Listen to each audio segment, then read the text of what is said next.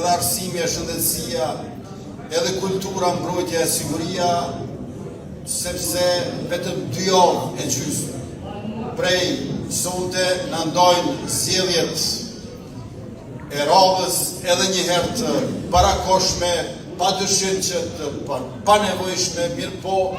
nuk ka qenë qëllimi ynë as dëshira jonë që të jemi në këtë situatë, veç se tash që jemi në një gjendje të këtillë,